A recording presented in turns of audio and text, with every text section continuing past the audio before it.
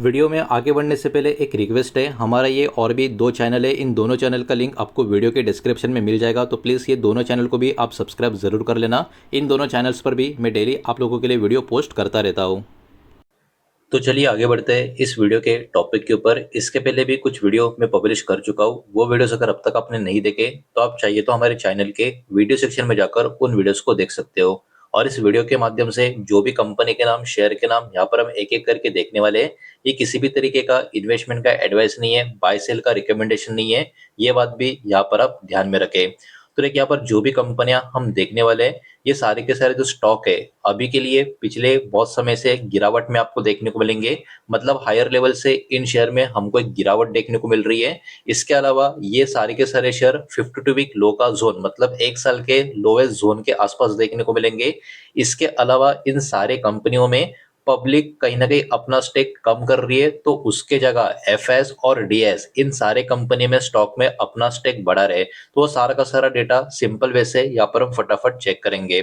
तो पहले कंपनी का नाम जैसे कि स्क्रीन के ऊपर आप देख सकते हो, आइनॉक्स विंड लिमिटेड। 94 95 के आसपास की क्लोजिंग है। अगर सबसे पहले इसका एक साल का चार्ट पैटर्न अगर आप देखोगे, तो जैसे कि आप देख सकते हो एक साल में इस स्टॉक में बहुत ही बड़ी गिरावट देखने को मिल रही है। और ओवरऑल अभी के टाइम ये वाला शेयर 52 वीक लो के जोन में यहाँ पर हमको नजर आ रहा है। तो अब बढ़ते आगे और चेक कर लेते हैं इस कंपनी का शेयर होल्डिंग पैटर्न का डेटा कैसा नजर आ रहा है। और इसमें जैसे कि आप देख सकते हो स्क्रीन के ऊपर यहाँ पे प्रमोटर, एफएस, डीएस और पब्लिक का जो डेटा होगा वही यहाँ पर हम चेक करने वाले हैं। और ये सारा का सारा जो डेटा यहाँ पर आप देख सकते हो मार्च 2026 का जो लेटेस्ट डेटा अपडेट हो चुका है वही आपके सामने रख रहा हूँ। सबसे पहले प्रमोटर की बात करें तो आप देख सकते हो प्रमोटर का होल्डिंग पिछले कुछ क्वार्टर से आपको सेम नजर आ रहा है। मतलब प्रमोटर ना बिकवाली कर रहे हैं ना खरीदारी कर रहे हैं। लेकिन एफएस की होल्डिंग अगर आप देखोगे 14.16% से 14.60 की हो चुकी है। उसके पहले 13.37 के आसपास की थी। मतलब एफएस लगातार इस कंपनी में अपना कंटिन्यू स्टेक बढ़ा रहे हैं। डीएस की बात करें तो यहाँ पर भी आप देख सकते हो डीएस का स्टेक भी लगातार इस कंपनी में बढ़ता हुआ आपको नजर आएगा। जहां तक बात करें पब्लिक होल्डिंग की, तो आप देख सकते हो पब्लिक होल्डिंग इस पर्टिकुलर कंपनी में या स्टॉक में लगातार कम होते हुए हमको देखने को मिल रही है। अब बढ़ते आगे नेक्स्ट स्टॉक की तरफ। दूसरा स्टॉक है एनसीसी लिमिटेड। 146 के आसपास की क्लोजिंग है। हल्की सी गिरावट कल के दिन इस स्टॉक में हमको देखने को मिल चुकी है। इसका भी अगर आप एक साल का चार्ट पैटर्न देखोगे, तो जैसे कि आप देख सकते हो ये वाला स्टॉक भी पिछले एक साल में यानी अभी के टाइम 52 वीक लो के जोन में यहाँ पर आपको नजर आएगा। और इस शेयर में भी अपने हाईएस्ट लेवल से काफी अच्छी खासी गिरावट हमको यहाँ पर देखने को मिल रही है। अब बात कर लेते हैं इस कंपनी के भी शेयर होल्डिंग पैटर्न की। यहाँ पर भी मार्च 2026 का लेटेस्ट डेटा अवेलेबल है।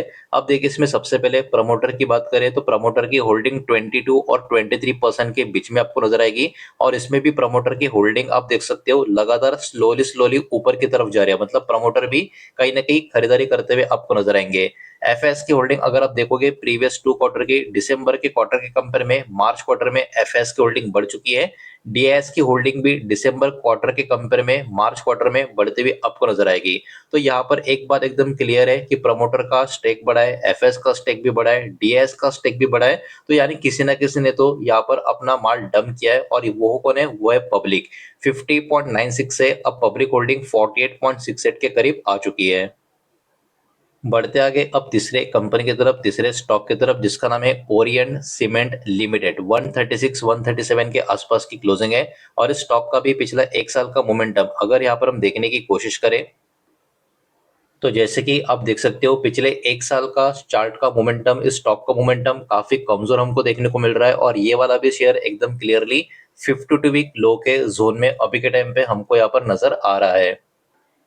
तो अब बात कर लेते हैं इस कंपनी के भी यहाँ पर शेयर होल्डिंग पैटर्न की। तो आप देख सकते हो मार्च 2026 का यहाँ पर भी लेटेस्ट पैटर्न देखेंगे। और इसमें भी प्रमोटर की जो होल्डिंग है वो कंटिन्यू 72.66 पे मेंटेन होती हुई नजर आ रही है। लेकिन एफएस की होल्डिंग दिसंबर क्वार्टर की 4.14% की थी, तो वही होल्डिंग मार्च क्वार्टर में 4.70% की हो चुकी है। डीएस की होल्डिंग 1.81% से 1.97% की हो चुकी है। उसके अलावा अगर हम देखें गवर्नमेंट का होल्डिंग 0.41% का था, वो यहाँ से पूरी तरीके से हट चुका है।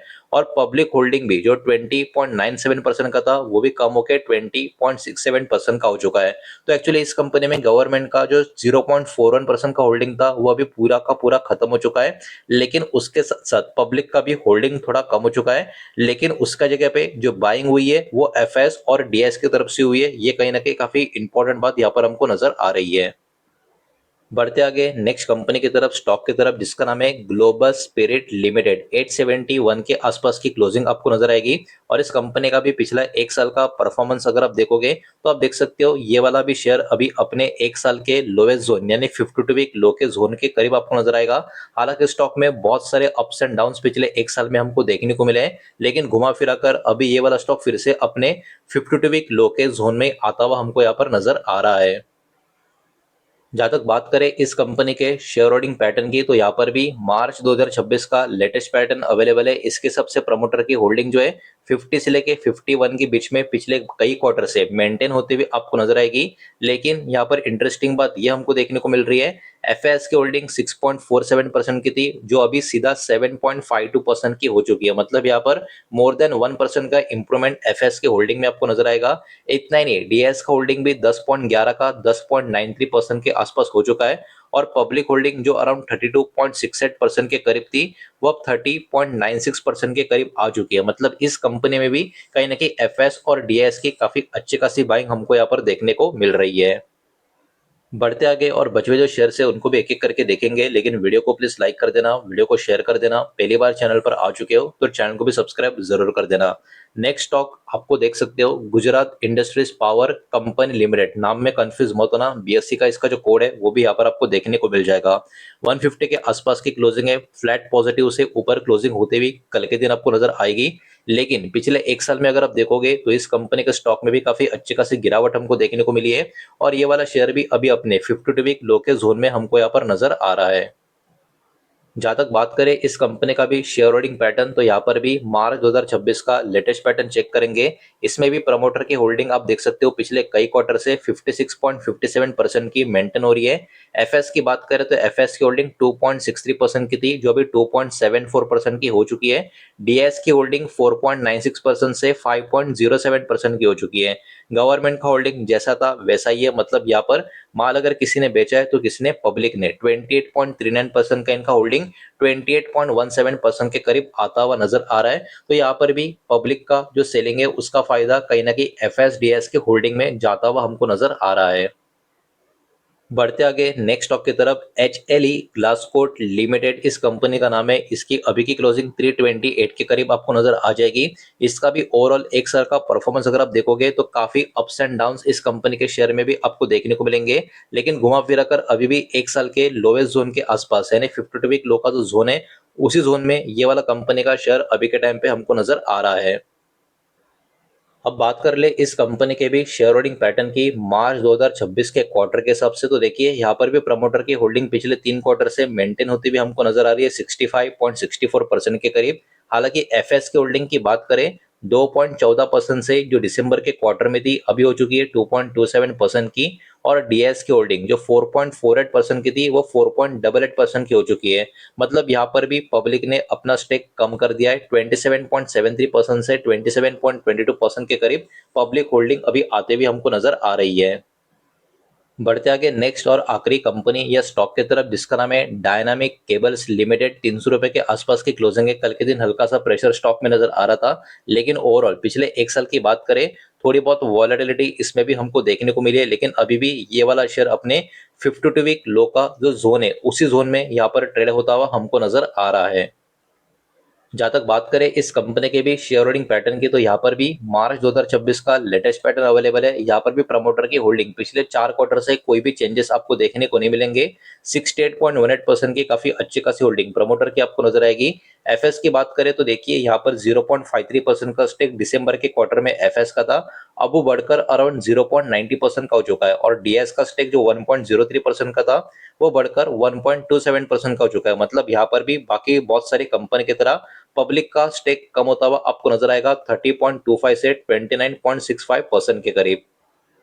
तो देखिए पिछले कुछ दिनों से कुछ लोगों ने रिक्वेस्ट किया था कि कुछ इस टाइप के वीडियोस यहाँ पर आप प्रेजेंट करने का कोशिश करें, जहाँ पर ज्यादा करके बड़े प्लेयर जो है कहीं ना कहीं अपना स्टेक इंक्रीज करने का देख रहे हैं, ताकि आप लोगों को भी कहीं ना कहीं स्टडी पर्पस के हिसाब से ये सारा डेटा यूजफुल होता हुआ देखने को मिले।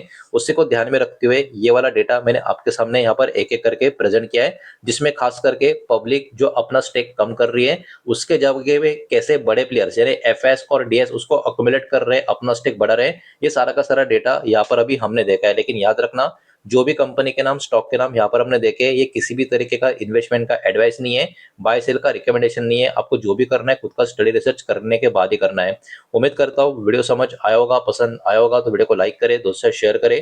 पहली बार चैनल पर आ चुके हो तो सब्सक्राइब भी कर देना, और कोई भी स्टॉक में निवेश करने से पहले खुद की स्टडी रिसर्च जरूर करें, फाइनेंशियल एडवाइस की सलाह जरूर ले। मिलते हैं नेक्स्ट वीडियो में, धन्यवाद।